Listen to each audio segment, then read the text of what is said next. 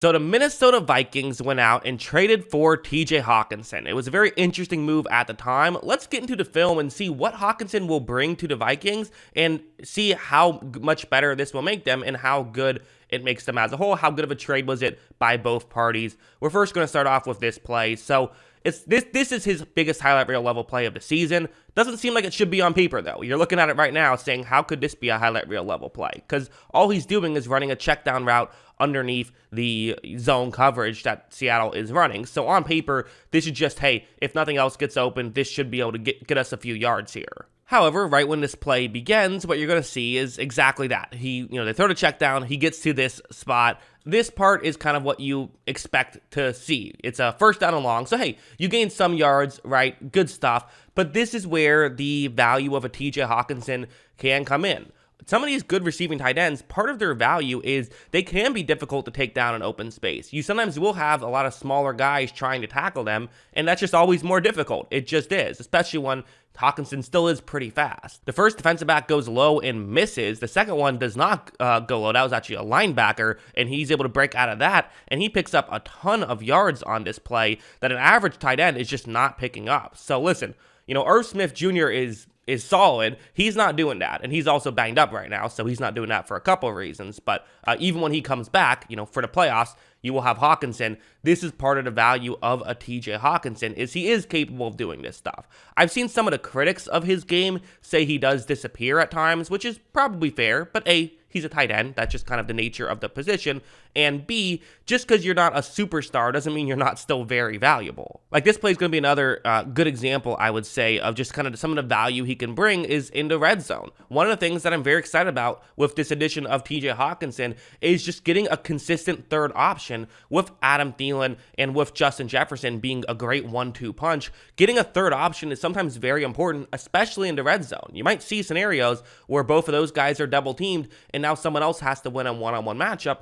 Hockenson is capable of doing that. You see right here, his route will be a one-on-one matchup. Goff takes the snap. Goff is going to look in Hockenson's direction, and you see Hockenson is absolutely open right here. And look, really good throw from Goff, but there was a big enough gap that it wasn't the most difficult of throws because Hockenson did a very good job on that play. So again, these are the things that he's bringing to the table for Minnesota. And I still have to say, they really didn't give up that much draft capital for him. So giving up a little bit of draft capital, he still has 2 years of control, not to mention you can franchise tag a tight end for very cheap. So potentially a third and fourth year tacked on there for TJ Hockenson.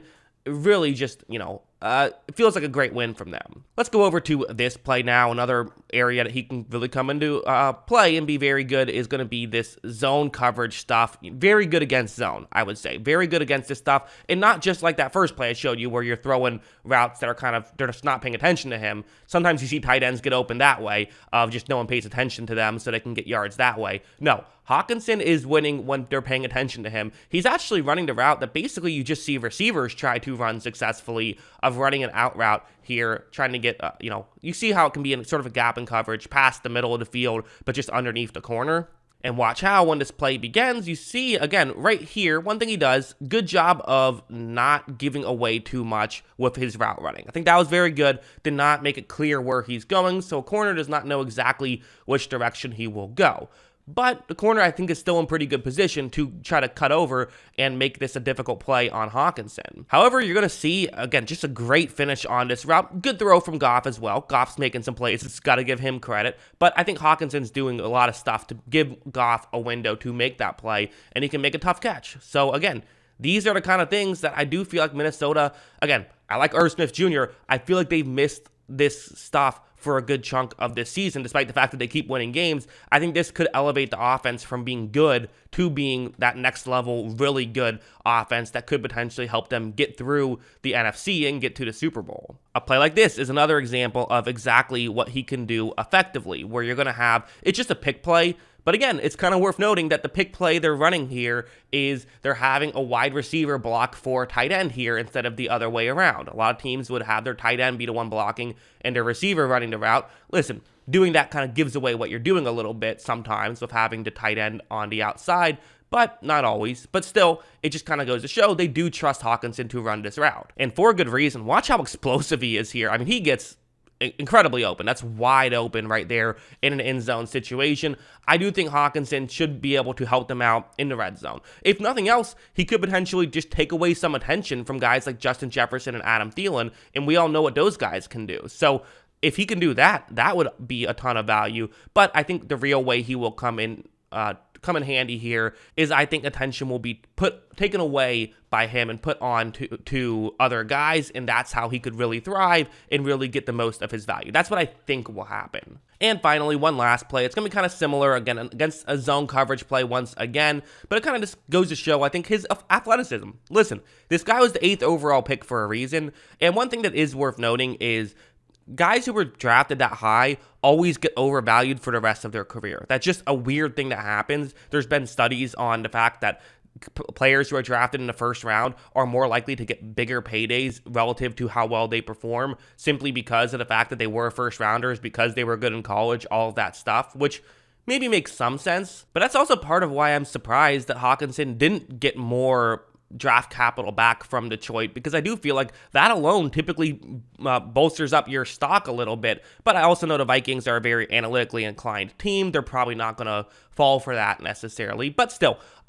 Anyways, just bringing that up to kind of talk about, yes, he is a great athlete. That does help him win. This is an example where you see the gap in coverage he's trying to get to. Watch how when Hockenson runs this route, I mean, at this point, the safety reads this. He's going to try and get over. However, Hockenson kind of just beats him to the spot and is able to, again, pick up a big chunk play and then break the tackle, and look at him go. He finally gets tackled at around the 12-yard line. I think it's going to be fun. I just think it's going to be fun. I think this Vikings offense is going to be a blast to watch.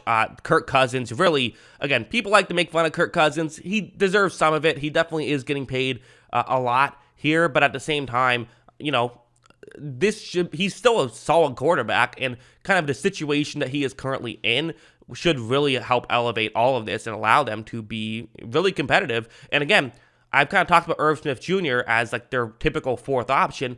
Well, now he can be their 5th option at times if you're running a 2 tight end, or excuse me, I talked about him as their 3rd option. Now he can be their 4th option, which can make things a lot easier. Not to mention, you now have guys, it could also open up the door for Dalvin Cook and Alexander Mattison out of the backfield, because Hockenson can take attention away over the middle. That can open up those guys to potentially be better. This offensive, team should be great. I know their defense has still been a bit flaky at times, but for the most part, I think it's played well this season. I think it's been, there were some question marks heading in. I think they've answered those question marks in a positive way. So I'm all aboard the Vikings hype trade at this point. I feel like this is exactly what they needed. This is what you do in the trade deadline. You figure out what's the way that we can elevate our team to a higher tier, what's someone we can add that we can do that, and how can this work out in our favor. And that's exactly what they did. And only giving up, again, kind of under a 2nd round pick basically is what they gave up. And it's not even going to be it won't be a top 50 pick. So that value that they're getting for a good player under control for several years, it's a fleecing, I feel like. I really do. I think this is a fleecing. I think this is a dumb trade by the Lions and a beautiful trade by the Vikings. And I'm sitting here wondering, there's so many teams that could use a good receiving tight end. Like, how are Green Bay and Tampa Bay not easily rushing to the table and offering more than what the Vikings offered for this? Unless the Lions didn't do their due diligence, this just feels like a weird move. Maybe people don't love his blocking isn't as good as his receiving. Maybe that's the thing. I don't know. That's the only thing I can speculate on, because he's been very good at everything else. So, love this trade from the Vikings perspective. What do you guys think? Let me know in the comments below. Always love hearing from you. And of course, as always, thanks for watching.